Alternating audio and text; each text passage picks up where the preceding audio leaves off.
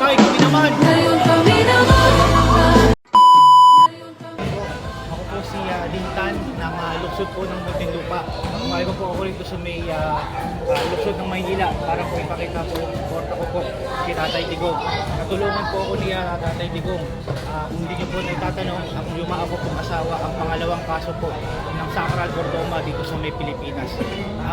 Para po sa operasyon ng misis ko, kinailangan po yun ng napakalaking halaga. Pero sa pamamagitan po ni Tatay Digong at ang Office of the President, pati na rin po kay Senator Bongo, Senator Bato de la Rosa, kaisakatuparan po yung operasyon para po sa mga po asawa. Sa kasamang palad, sa kabilang buhay po yung aking mga asawa at nag-iwan po yun ng malaking medical bill. Again, si Tatay Digong po ang kumbaga sumalo po yung malaking bahagi po ng medical bill namin. Na-confine po kami hindi po dito sa NCR, kundi po sa Region 3. Kasi nung panahon po na yun, panahon po ng pandemya, kaya tinatanggihan na po kami ng lahat ng hospital dito sa NCR. Kaya buti na lang po yung aming doktor, nakahanap po ng hospital na siyang parang mag-aalaga sa misis ko. Nakakita po sila pero sa Region 3 po yun, sa may San Fernando, Pampanga.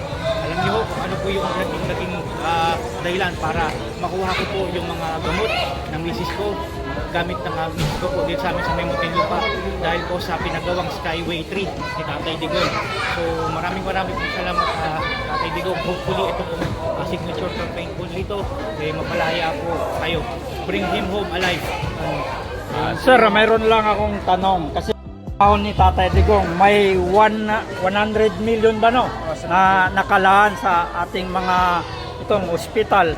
So ano masasabi mo ngayon na nawawala na yung ano na yan, wala nang ayuda yung mga ospital natin ngayon? Grabe ho.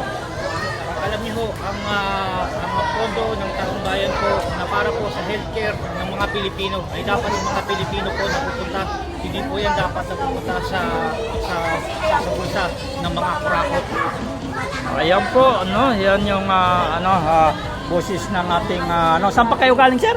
Taga Muntinlupa po ako. Muntinlupa, dumayo pa ng Tondo, no? So hindi siya taga Tondo.